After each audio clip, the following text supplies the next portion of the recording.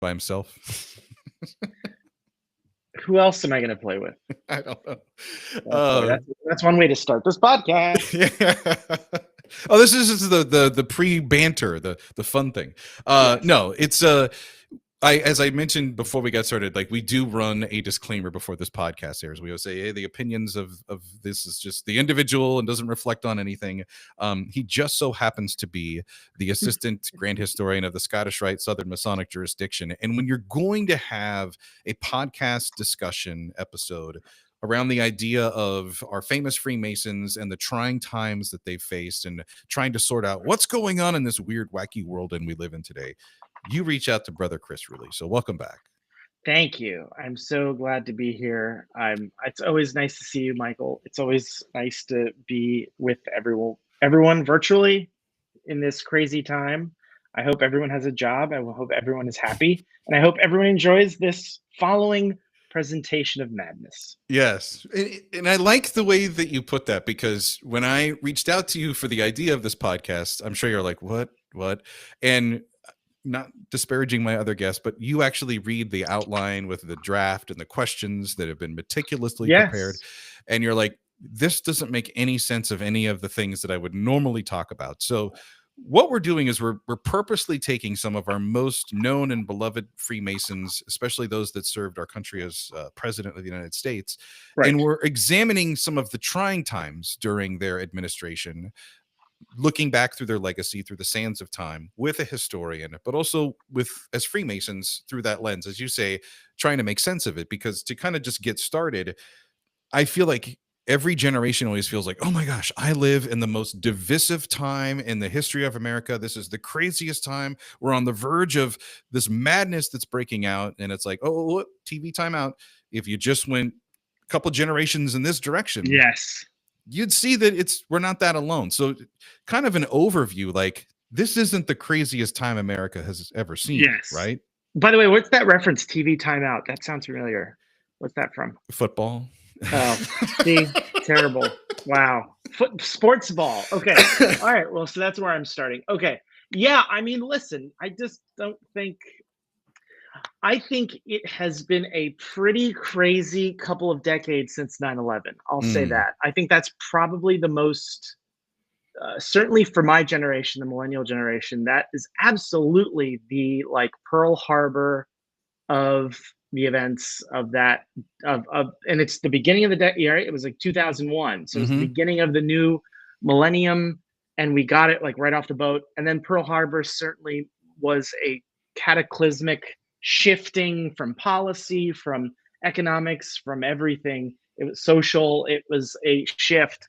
And then before that, there was a period of like sort of major economic booms and busts around the Gilded Age, the Civil War. Have you heard of it? And then, that there was another major economic sort of crash in the early, turn of the 19th century, early 1800s.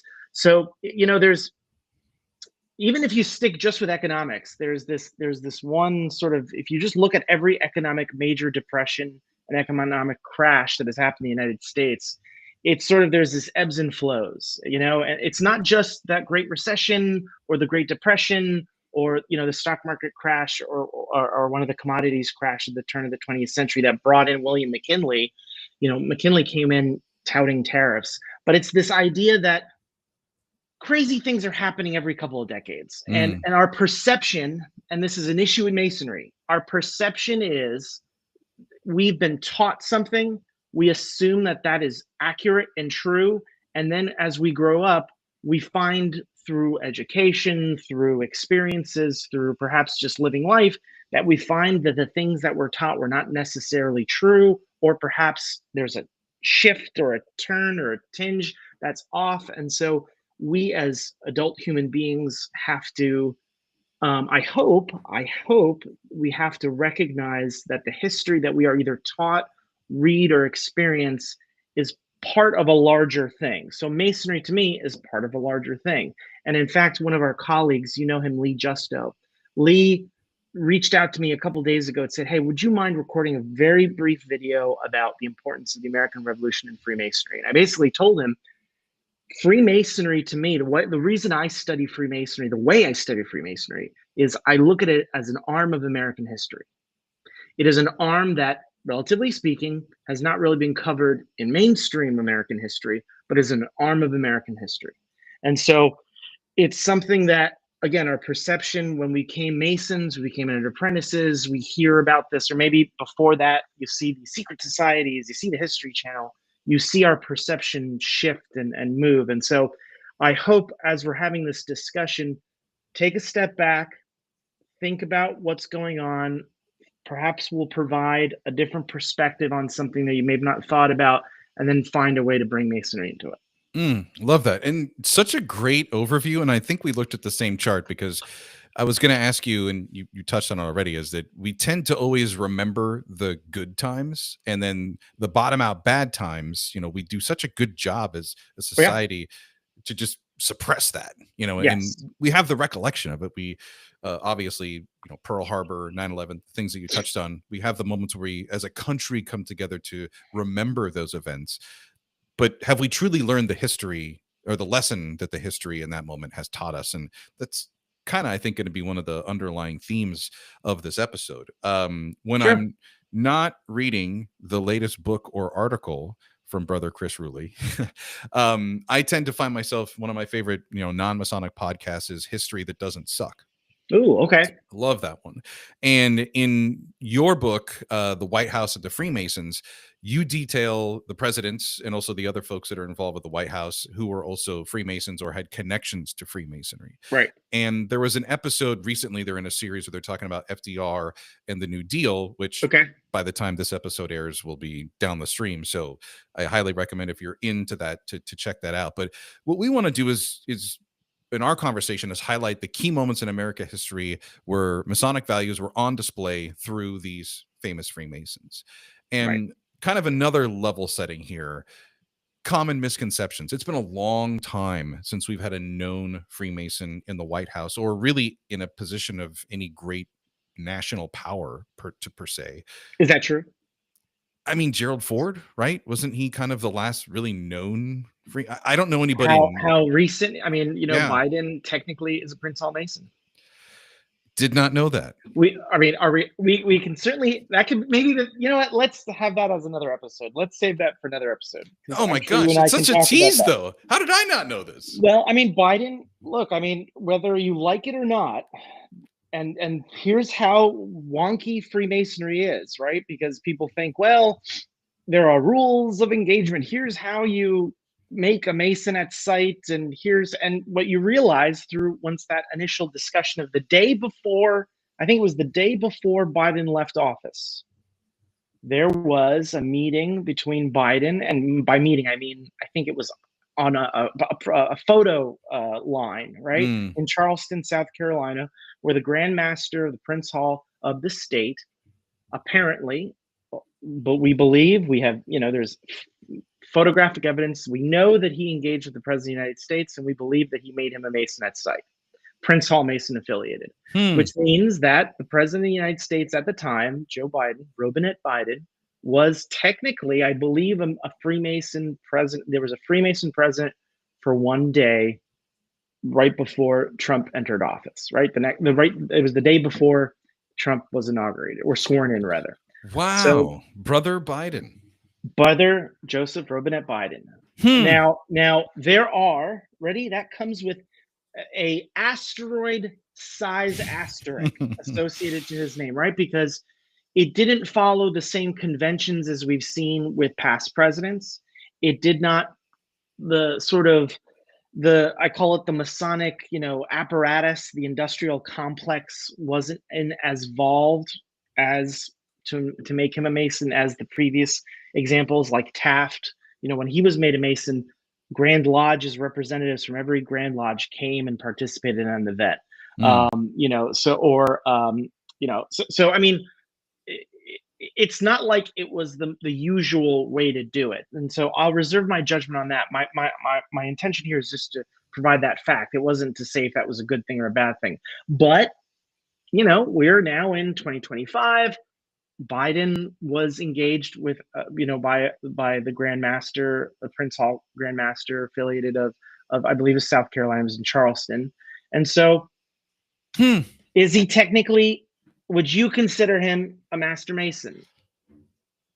That's a question for perhaps another day, but that's just what we're talking about. Okay, I appreciate that. I apologize. I No, derailed, I derailed that part of the question. That is a great gem.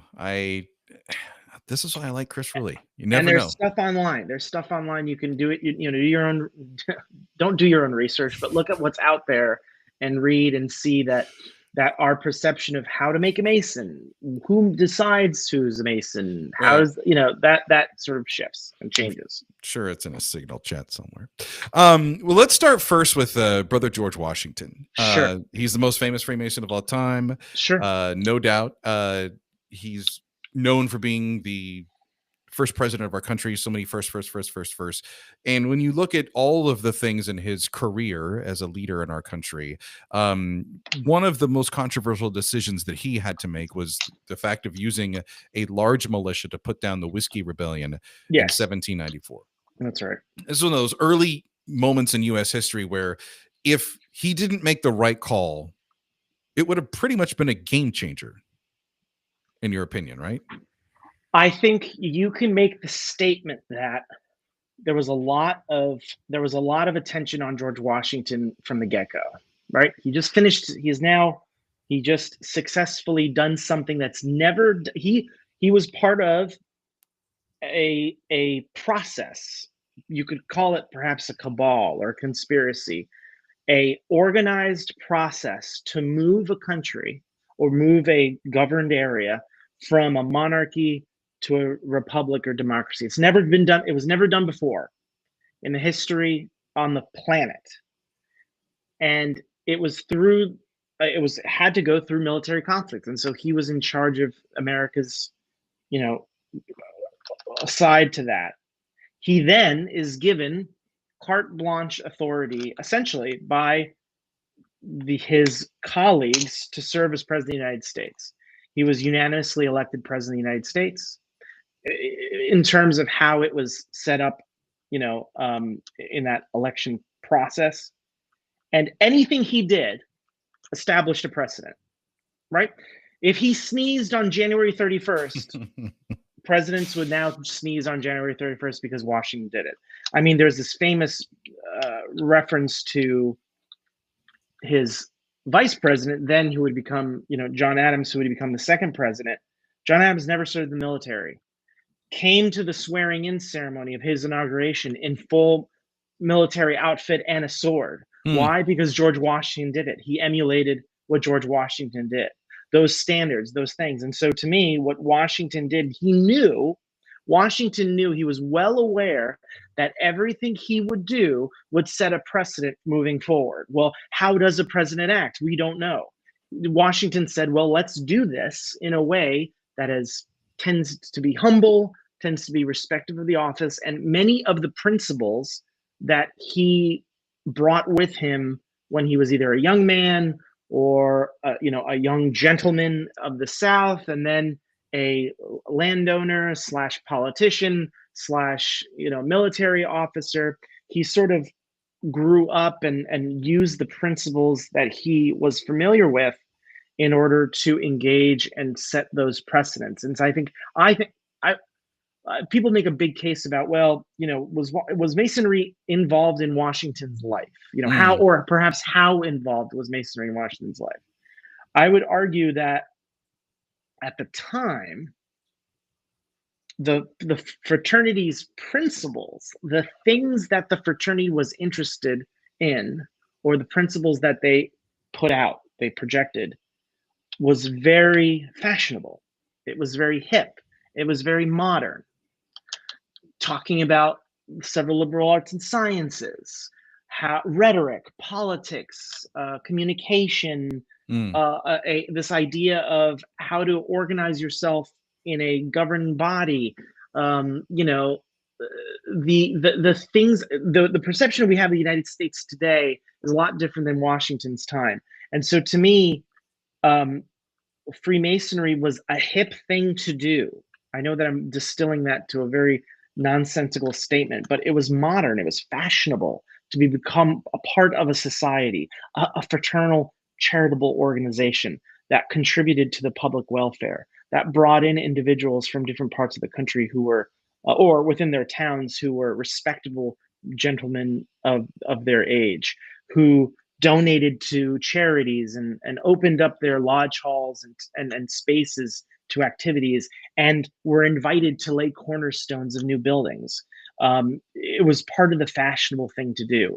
And he wasn't even an old man at the time when he joined Freemasonry. He was like 16, 17, 18 years old. Technically, he wasn't even, by our standards, he would have to wait a couple of years in order to join the fraternity. But back then, it was a very social and polite and good thing to do.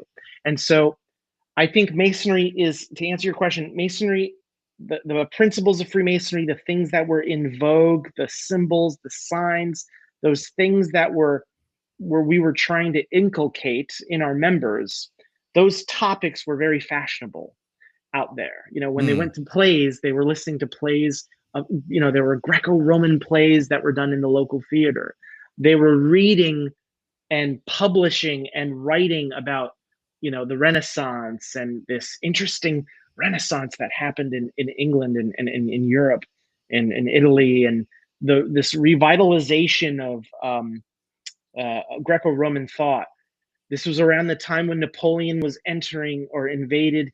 Actually, this is after, when Napoleon entered Egypt, and there was this great overflow and interest in Egyptology and the ancient mysteries, and they just discovered the Rosetta Stone, and so they were in the process of deciphering the Rosetta Stone. So Egyptology starts to come into fashion. So again, all these things that Masonry was involved in was already in the air already. And so I think Washington recognized it. He thought, well, let's take all the good things and let's find a way that I'm setting the standard of being a good gentleman. I'm going to be the first president of the United States. We set that standard. And so he made mistakes. He obviously made mistakes. He was a human.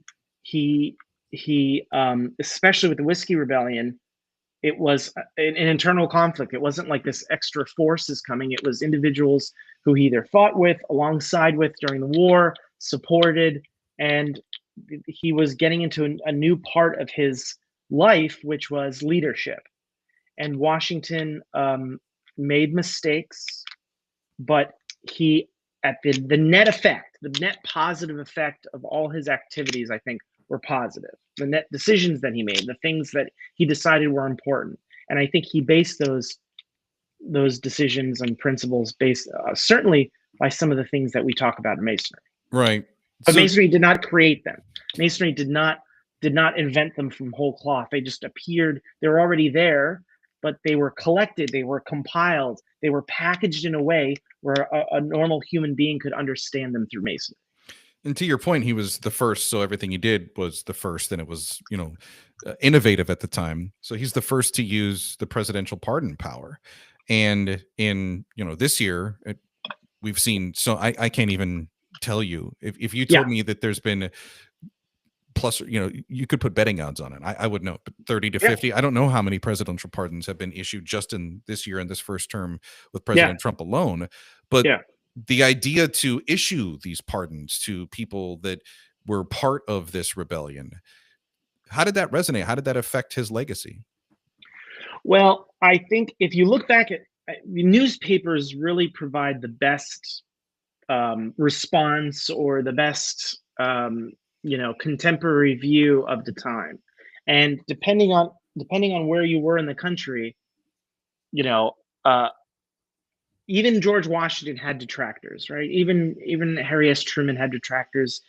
Whoever the best presidents, of course, obviously Lincoln had his own detractors. So I think for Washington, every decision he made, regardless of what that decision was, there would be an opposing side saying that he shouldn't have done that. Now, the interesting thing about it and how politics worked back then was, let's say you're George Washington, you would never, ever, it would be unthinkable for you to nominate yourself and to say, I'm interested in serving as president of the United States. You basically had a cadre of people around you that did all that work for you and said, well, we think George Washington's the best candidate, and so we're going to put him up. And so after Washington, you see this a lot more in Adams's time, certainly with, Roosevelt, with Jefferson, and even Andrew Jackson. It gets vicious. You have all this political group around him that are fighting these fights. Washington and John Adams are above the fray because they don't want. It's unpleasant. It's unseemly to be involved in politics, or to be involved in the dirt and grime of actual physical politics. So it was the underlings. It was the Alexander Hamiltons of the world. It was these guys who were fighting, and so their discussions tended to not be around Washington. Washington himself was a problem. It was this party that Washington represents. It's these guys that are the issue. And poor Washington has to deal with these internal people who are doing terrible stuff. But it certainly isn't Washington himself. And it certainly isn't Thomas Jefferson or John Adams that's doing it. It's these guys that are under him. And these are the guys that are the problem. And that's why we're fighting against them. We think our political side is better because we think Thomas Jefferson is a better candidate because the guys under Thomas Jefferson are going to do a better job.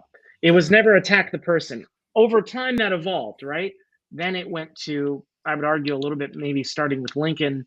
It certainly became Lincoln's going to go out there and fight and make these arguments against people and debate, and his debates, he's going to, or his McClellan or all these other guys who would eventually run against the folks who win as presidents. You start to see more of the candidate becoming more aggressive. But before then, national politics was seen as unseemly. Why would you ever want to get into politics? It sounds like a terrible decision. Why would you? It's true. I mean, it's very well noted that getting into politics, I would say even up until, I remember FDR. I think FDR's family, the Roosevelts, I think they, up until the turn of the 20th century, it was like, why would you get into politics? Politics is for the lower class, So here's the amazing time that we live in now. Something that we talked about. We have the live stream on YouTube and viewers watching. And one of the comments was the Biden thing was all over Reddit. I don't know where I was the week that this happened. I must have been absent from life. My apologies. But thank you to Brother Nathan, who made the comment that, so we will have to get you back to talk about that. Little gem for a future. Sure. I don't know how much to contribute because that's really all that we know, the stuff that I shared. But I'm happy to talk a little bit more about perhaps what happened compared to, let's say, Taft. Like, what was that situation like? Compared to don't worry, Chris. We'll find a way to get you back here. Yeah, that's right. All right, so we're gonna skip ahead in the timeline a little bit. Yeah. Do you want to talk about Brother Andrew Jackson, or would you rather talk about Brother James K. Polk? Let's talk about, Polk is an interesting figure because that was towards the time when the country's moving west. We're heading out west. We're going to, California. America is something new. So why don't we perhaps touch a little bit on Polk and then dive into all right, sounds Jackson. Good. Given the dealer's choice here. All right, so we're going to jump from the first president to the 11th president, James K. Polk, who's a Mason. And if you're like, James K. Polk was the 11th president, okay, don't worry. Not a lot of people would pass that test, I'm thinking. And most would probably not know that he was also a Freemason. However, he was the first person to say a line that is in one of our most beloved songs here in the U.S., which is from sea to shining sea. That's right. Those words now part of the fabric of our country. The concept of manifest destiny is what he floated. And as you pointed out, yes, over 1 million square miles of land is what they wanted to take as they look to move west, young man. We talk a lot about citizenship in our Masonic charges. The idea of being a good citizen, respecting the rules and the laws of the country. We have seen what's going, again, these are things that happen in history that are ripped from today's headlines. And there's been talk about maybe we should move that borderline in Canada and remove it. And our Canadian friends would be the 51st state. Where are you on the thought of the idea of manifest destiny and the charge of citizenship that we get as Freemasons? So remember in just a couple moments before you asked that question, I talked about what was the perception of politics at the time. To me, I think this falls right in line with what I was just talking about. In a Masonic lodge, you're taught, or you're told, we talk about how we don't talk about politics, we don't have to talk about religion, right? But as you mentioned, we try to be good citizens, right?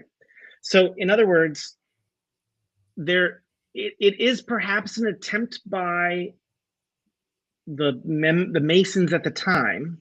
Again, this is just a theory. There's no evidence to prove this. And of course, Masonry just really varies depending on state by state. So, the way that we classify these things defines the different states. To me, it sort of seems like the Masonic principles are, or at least what they were suggesting was, don't get yourself involved in politics. Politics is a lower class. It's for the lower class. It's unseemly to get yourself involved in politics. And so, if we say, as you mentioned in your question, this idea of, well, be a good citizen. Being a good citizen makes sense. Pay your taxes, support the public good, contribute to the welfare of those who you can support. But there is this idea of like, great, do that, but don't get involved in politics. Right? Don't get involved in this muck throwing, and actually yellow journalism is way later. But I mean, it's just this, and so I think there is this idea of what was the American man back in Polk's age. What did he look like? He was white. He was wealthy. He was educated. The Mason, right? I'm thinking about who was the Mason at that time. Educated, I mean, he had a job. He had employment. He had gainful employment to contribute to his welfare and to the welfare of others. If you look at old Masonic books, right, like ledgers and stuff, you'll see how much people contributed and paid. And one of the things I'm fascinated with, and I'm doing a lot of research and study on, and I'm excited to share with other people in the future, is I'm trying to figure out what was the cost of Masonic membership. In 1810, you paid $30 in one of the local DC lodges. $30 to become a Mason, to petition. Not even finish the degrees, just a petition. You have to pay $30. The average job at the time was agrarian, right? It was something to do with farming, either producing food or perhaps shipping, or the production or distribution of agricultural goods, as well as livestock and stuff like that. That person made about $150 a year, according to Maryland records. Okay. Right? So you spent $30 to petition. So tell me how many farmers you knew were joining a Masonic lodge. Not many. Definitely a different class of person. The merchant class, as Franklin called it. The merchant class of lawyers, doctors, physicians, teachers had a little bit more money. Not as much, but still a little bit more money. Not really a lot of scientists, but people who were certainly not in the agrarian, who benefited from the agrarian. Maybe they were landowners. And so they joined a Masonic lodge, and all of a sudden they heard, don't get involved in politics. Don't bring politics into the lodge, and don't get involved in politics in general. Why? Because you would make things unseemly. It just doesn't a good vibe. Being a politician is not a great thing. And then certainly we see with Washington's and even Polk's time. And remember, Polk, what happens to Polk? Polk does not like his job. He hates being president.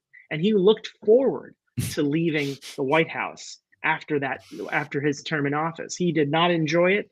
He did not enjoy the politics that brought him in, and he was certainly pleased to get him out. Now, there is this idea then in Masonry, because it's not, is manifest destiny un-Masonic? Think about it. What's the concept? Manifest destiny is a principle. It was effectively an American political idea, right? It was an American movement, sort of like freedom fries and I don't know, Canada being the 51st state, which was, we have this territory, we have this land. Remember, up until George Washington's time, when George Washington became president, the United States, the map, of course, was wide, and it was, you'd see the map of the colonies, and they were like hundreds of miles west. But most civilized societies, civilized cities, towns, neighborhoods never went past 50 miles west. Now, a couple decades later, it expands. We're getting to the Mississippi River, where, Napoleon sells us Louisiana for, I think, 5 to 10 cents an acre. We've now doubled the country during Jefferson's time. And Jefferson has this idea of, well, wouldn't it be great if we can get to the Pacific Ocean? Where in Masonry does it say we must accumulate all of our resources, we must contribute, we must pool our resources together, we must donate 10% of our income to the lodge, we must have Masonic buildings, we must have all of these things? There's nothing in Masonry that says about the idea of wealth generation, of political generation, certainly of political capital. There is nothing in Masonry that explains this thing. There's nothing that validates it. And so where do we get this idea of manifest destiny? Well, we certainly get it from political sense. But why, when we say, well, how do you connect, is manifest destiny a Masonic idea? It's not. It inherently isn't.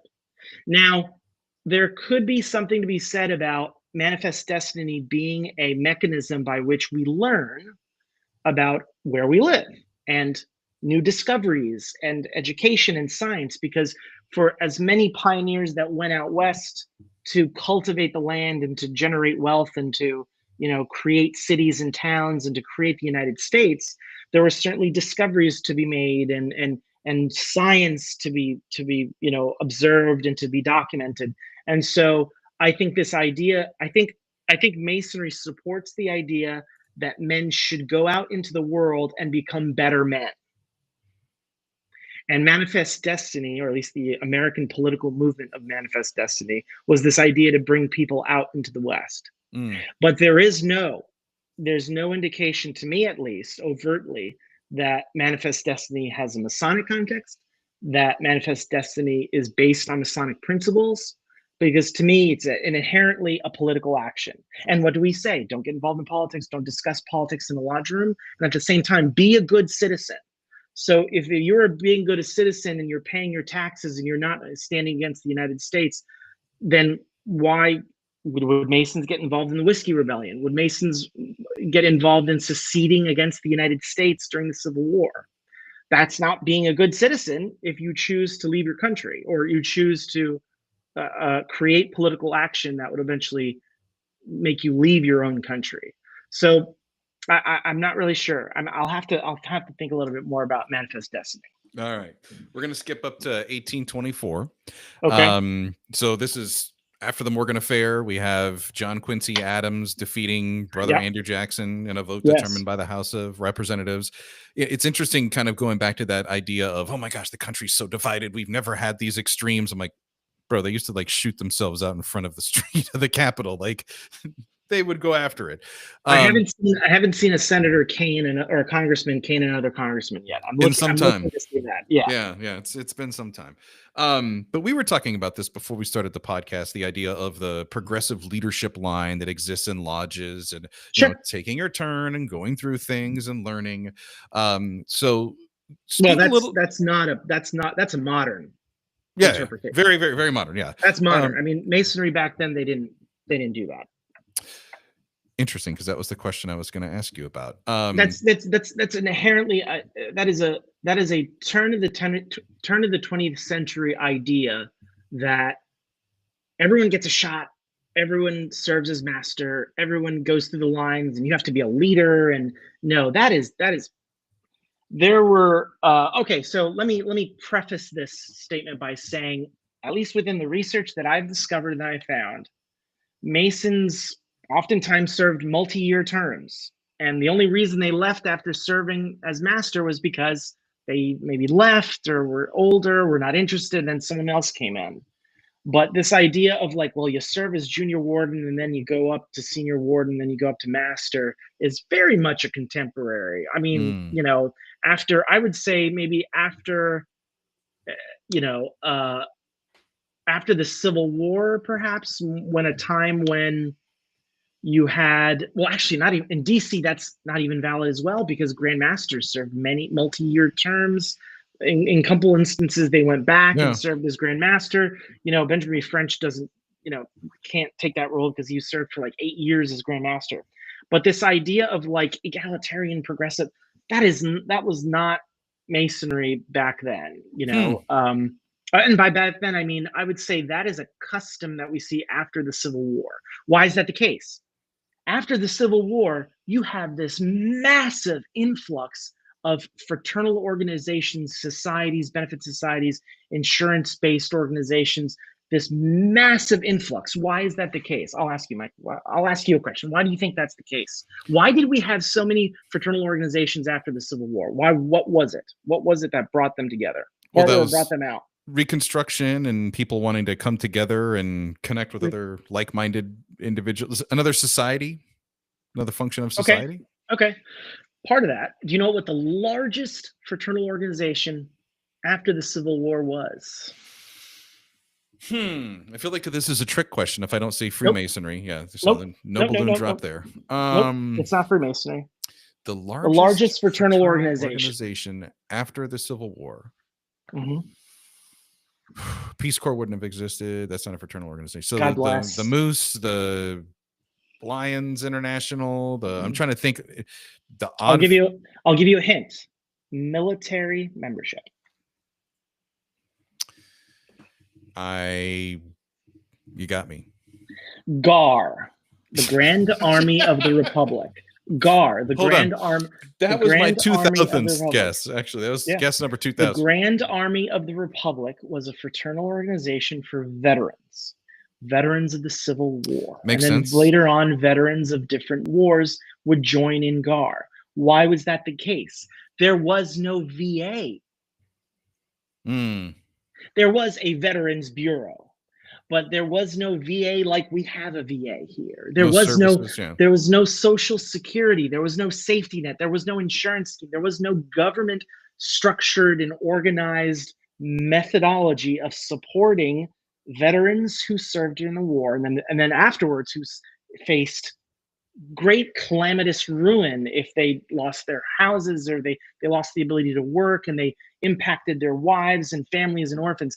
There were thousands of these organizations sprang up out of everywhere in the United States to support the massive economic change that was happening during the time after the Civil War. And you see this in industrial countries, you see this in non-industrial parts, industrial parts of the country as well as non-industrial, because there was this massive economic shift, right, of political inequality, of economic inequality, of post-war economic issues. And so where did people go to, in many cases, to receive charitable and fraternal assistance? They went to these fraternities and societies like the Masons. And here's what the Masons had to do. The Masons now had to compete. They had to compete with all these fraternal organizations, right? We have to compete with the Woodsmen of the world and the Oddfellows and the Knights of Pythias, who, by the way, are creating and establishing insurance schemes and insurance policies, right? And so in order to become a member, I think it was the Woodsmen, if you became a member of the ancient order of the Woodsmen, you signed up your petition and you signed up into an insurance policy to help support yourself and your family. So you now have all these fraternal organizations coming in, and what does the fraternity do in the Freemasonry do as a major sort of, this is not like this Grand Lodge said, we're going to do this and everyone follow. we all shifted in that direction. We had to compete with all these organizations. And what did we do? We made dues cheaper, right? We made it easier for people to come into the fraternity. We gave them more benefits. It was more social. We built buildings and built places for them to congregate. And then we let the society use these buildings and ornate places. But we also, what is our competitive advantage, right? This is like a business school lesson. So what is the fraternity's advantage? Tell me, Mike, why did you join the fraternity? Why did you join Freemasonry versus the Oddfellows or the Woodsmen or the International Order of Artisans? Why would you join those? Kind of to what you're alluding to, the payout and the benefits, but also, hey, I just happen to like these guys. I have a social connection. They're going to help me move up the ladder of life. Well, the competitive advantage for Freemasonry, or the value proposition for the fraternity, was its ritual. It's the only place that you get the oldest ritual, the best ritual, and really striking, powerful ritual that helps in one's daily life, right? It helps you become a better person. It educates you on moral and ethical problems and solutions. Remember, most of the people in the United States at the time were not college educated. They were practically not even high school educated. So to have a society which is talking about liberal arts and sciences, about being a good person, here's a method and a methodology for how to engage with the world. The ritual is our value proposition. And so by making it a little cheaper to bring other people in, by pushing the ritual and saying, look at all this interesting stuff. And then what do you also start to see? You start to see this nexus of, they start to ramp up mysticism. They start to ramp up, let's talk about all these mystical properties and mystical things. And you don't get that with the Woodsmen. You don't get that with the Royal Order of Buffalo. Oh, that's different. But you don't get that with those organizations. You get it in Freemasonry, kid. And so the way we wrote about the fraternity, right? If you look at periodicals and this massive influx of writing about the fraternity, you see that it starts to hypen up patriotism. They start to hypen up mysticism. And so that's how the fraternity really was battling the marketplace of fraternities. When people were interested in joining places, they said, well, what do we do? Well, my father was a Freemason, let's join them. But if your father wasn't a Freemason, you joined because of the fraternal aspect, you joined because of the mysticism. This mystic stuff, you don't see a lot of it written, or it wasn't as prominent in early parts of the United States or early American history. It ramps up after the Civil War because, again, the fraternity is trying to compete with others. And it's interesting, I guess, with the die down or peeling back of all these other societies, as other groups that sprouted up, you don't really hear that as like the standard pitch to, hey, become a Freemason so you can practice the real true ritual. Sometimes you hear brothers talk about that. True ritual. It's not the real true ritual, but a lot of these organizations, because they had no public good, there was no sort of outward benefit to joining these organizations. And in many cases, they basically were just the same as the Freemasons. The Freemasons happy to be, and if you're in the business context, we were the first entry or early movers into the market. So we had the capital, we had the know-how, we had the institutional knowledge, we had the branding in order to maintain and survive. But during the fraternal age, that first bump, that age of fraternalism, we saw ourselves as our competitive advantages. We have good fraternal ritual. We have our members, right? That's why we bumped up Americanism. It started to get really popular around the fraternal period because we had to compete with other organizations that could not say that George Washington was a member of the Woodsmen. And so it, I hate to say it, but from an economics and political perspective, it's writing on the wall why the fraternity survived and why the fraternity was popular and why the fraternity was very focused on the charitable aspects. It's writing on the wall. To spare me the Google search later. Yes. Can you give me a 60-second overview of who the heck the Woodsmen are? Because every time you say that, I think of Snow White. Oh, well, it was another fraternal organization. They had really long aprons that went all the way down to your feet. From a monetary perspective, when you signed up to become a member of the Woodsmen, I believe, I have to ask Brent this. I think Brent knows a little bit more about this.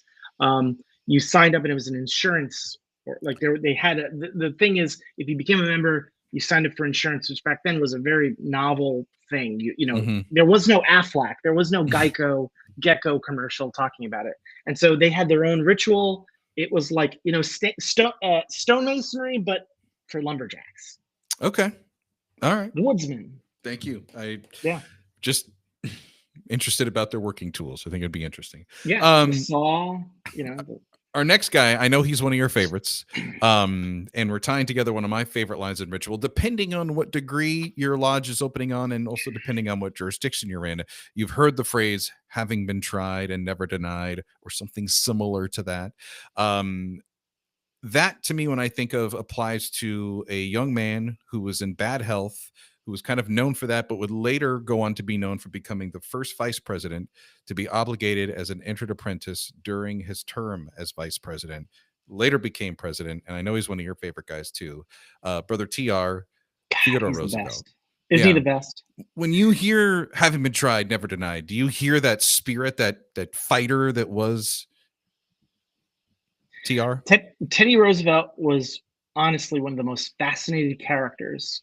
He should not have been a politician, but the reason I say he should not have been a politician is because imagine not Thomas Jefferson. Actually, maybe a little bit of Thomas Jefferson. Imagine Benjamin Franklin if he was really, really young and he had unlimited energy. This was the guy like who would have been like now a venture capitalist going out into the world. We're going to conquer AI. We're going to send a man to Mars. We're going to do this. Like, this was Teddy Roosevelt to me in my mind. He read ferociously. He had a eidetic memory. He remembered everything that was written out. He completed all of his papers, right? Like the stacks of papers that a president would get during the beginning of the day. He would complete them by lunch. And then spend the rest of the day talking and engaging and going out for a walk and let's go out here and let's do this. And, you know, he, even after, right, President Polk was so happy to get out of the presidency, he took the first cart out. You know, Jefferson was so angry what was going on with politics and stuff that he left and he didn't go to the inauguration. Here's Teddy Roosevelt, who says, not only am I done with my term as president and I've handpicked my successor, you know, Taft, now I'm going to go off for the Smithsonian and I'm going to go off to Africa and go on this hunting expedition. And he went off and, you know, collected so many samples that the Smithsonian itself has not even completed unboxing and documenting and cataloging all the crap from that single African adventure after Roosevelt went. There's still boxes that have not been touched. That's how, you know, this character doesn't seem real in one's life. And he was a Mason, but he wasn't the type of Mason that joined and applied to. He didn't attend every single meeting. He didn't attend. You know, he didn't do anything after. Right, he finished with his Master Mason degree. He didn't go off and do the other appendant bodies. But that curiosity of him spoke to, well, I'm curious about Freemasonry. Let's do it. You know, let's go. And he went to, you know, the lodge up in New York and became a Mason before he was, as you said, you know, before even becoming vice president. I think he was elected vice president, and then he became a Master Mason during that process. Yeah, I'm going to make sure to drop the link in the notes for this episode. One of our most beloved Long Island Freemasons, worshipful brother Ron Seafried, wrote a great 3-part series on the 3 degrees of Freemasonry with TR. And his Entered the Apprentice article, it totally captures everything from the sweat coming down people's foreheads to just, it's hard as a modern Mason to believe going into a lodge and we don't have enough room for you because everyone in town is here to see this event take place. That's right. Yeah. He could hold court. He had such a knack for languages. He spoke them frequently or fluently, excuse me. I mean, he was just he was an amazing figure. I mean, you know, I don't know if you know Citizen Kane, but he was like if Charles Foster Kane was a real person and active and engaged. I mean, he won the Nobel Peace Prize for negotiating a truce between, the United States wasn't even involved. He was a Rough Rider. He went up the hill on San Juan Hill. I mean, there's so many stories of TR that he's just a fascinating figure. And to me, it's more of just like I'm watching it's like a zoo animal. I'm watching him just behave. I don't want to be involved. I don't want to go near it because he's like just like a whirling, like vortex of just activity. But you're just fascinated by the guy. You're fascinated how far he can go. You see the limits of humanity in that one guy. We started talking about this episode with pardons and George Washington, and we're going to kind of wrap things up here with the power of the president and the pardon, since it is one of those items that continues to be in the news here in modern times. And until the most recent occupant of the White House, Brother Gerald Ford had the distinction of being the only man to one service president who was not elected to the office, but also who kind of one of his first day one duties, so to speak, was to pardon his predecessor, President Richard Nixon. And I was reading, and I just wanted to say this for you. You and a couple of the other guests that come on, thinking of Worshipful Brother Nathan St. Pierre, Worshipful Brother Nicholas Broadway. Some of these brothers, the topics that we discuss are beyond my general purpose knowledge of things, so I have to do a lot of research. This is one where I could hear the fan kick on my MacBook because I was putting it into overdrive. My lap was on fire. But I was reading one of his statements, and he said his purpose for issuing the pardon to Nixon was, quote, to change our national focus, and that the American people, quote, as he put it, have a long record of forgiving even those who have been our country's most destructive foes. And I thought about that, and I thought, that sounds like something a Mason would pen. Yes, absolutely. And I think so. Ford joined Freemasonry. His father was a Freemason, and I believe his brothers were also Freemasons. And so Ford became a Mason after he was elected. He became for his first term in office, not as president. I meant as a junior congressman. His father reaches out to a lodge in DC because he only gets the entered apprentice degree back in Grand Rapids, and then he heads over to the United States Congress in Washington, D.C. to serve his term. And so his father is the one that reaches out to a D.C. lodge and says, hey, listen, my son, I believe he may have been secretary of his lodge. My son is, going over to D.C. It'd be really great if you can, confer the degrees, because, he comes from a family of Masons. And so I think Ford recognized at the time, he didn't join Freemasonry when his brother and his dad did around the time, but he did it a little bit afterwards.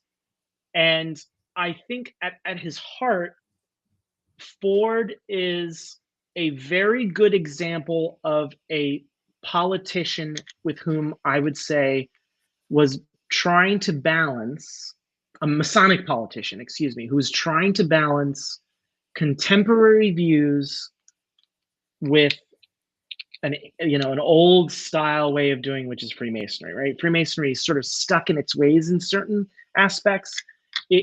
For the institution is an old institution.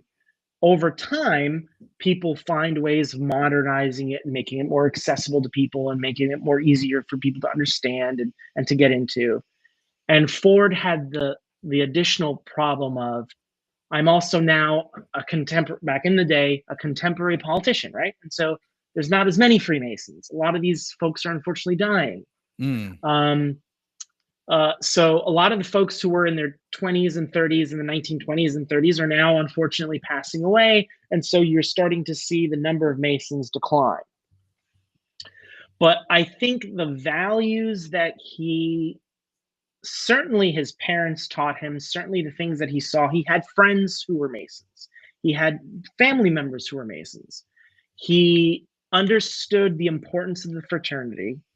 He was also stuck in a difficult position, right? How do you pardon someone who went through a really difficult administration, who was caught in a rather terribly embarrassing, and unfortunately an embarrassing instance in his term, and so he has to find a way of what they refer to as the country's long national nightmare. Yeah, I mean, relatively speaking, I think that's a very quaint, position for what compared to what is going on now in more modern, after 9/11, I would say what we see now is certainly, I mean, dramatic. We went into the wars, we got out of those wars. There's a lot of internal politics, political, election issues. I mean, my intention is not to get political, but it was just to say, like, you know, a president resigning because of that, what Nixon, had to go through.